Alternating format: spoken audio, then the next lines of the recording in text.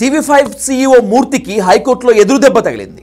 Private వ్యక్తిగత వీడియోలు WhatsApp చాట్లతో blackmail చేస్తూ 10 కోట్లు డిమాండ్ చేశారనే ఆరోపణలపై టీవీ5 సీఈఓ మూర్తిపై నమోదైన కేసుపై స్టే ఇచ్చేందుకు హైకోర్టు నిరాకరించింది.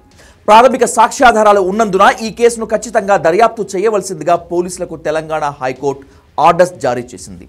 కాకాని ధర్మ మహేష్ ఇటీవల టీవీ5 సీఈఓ మూర్తిపై తన భార్య గౌతమి చౌదరిపై ఫిర్యాదు చేశారు. వాళ్ళిద్దరూ కలిసి తన ఫోన్ ట్యాప్ చేసి వ్యక్తిగత సమాచారాన్ని దొంగిలించి టీవీ5 స్టూడియోలో వాటిపై డిస్కషన్స్ పెట్టి తనను 10 కోట్ల రూపాయలు డిమాండ్ చేశారని ధర్మ మహేష్ ఆరోపిస్తున్నారు. ఆయన హైకోర్టు ద్వారా కూకట్పల్లి పోలీస్ స్టేషన్లో చేసిన ఫిర్యాదుపై ఇటీవల ఎఫ్ఐఆర్ నమోదైంది. మొదట ఈ కేసును పోలీసులు తీసుకోలేదు. ఆ తర్వాత ధర్మ మహేష్ స్వయంగా కోర్టుకెళ్లి ఫిర్యాదు చేయడంతో కోర్టు ఆదేశాల మేరకు ఎఫ్ఐఆర్ నమోదైంది. అయితే ఎఫ్ఐఆర్పై స్టే విధించాలని, కేసును పూర్తిగా క్వాష్ చేయాలని టీవీ5 మూర్తి హైకోర్టును ఆశ్రయించారు.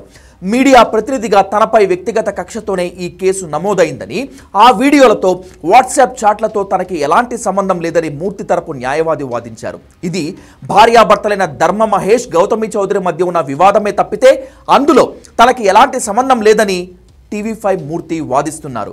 అయితే ఈ వాదనను కోర్టు అంగీకరించలేదు. ఈ వ్యవహారం గురించి ఏం తెలుసుకోకుండా తన మీద కేసు నమోదు చేశారంటూ మూర్తి తరపు న్యాయవాది చేసిన వాదనను కోర్టు తోసిపుచ్చింది.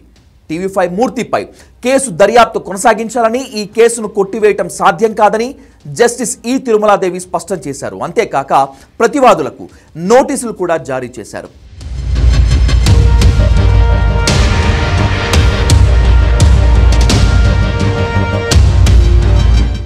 కొద్ది రోజులుగా రాష్ట్రంలో ఈ కేసు అత్యంత సెన్సేషనల్ టాపిక్గా నిలుస్తోంది.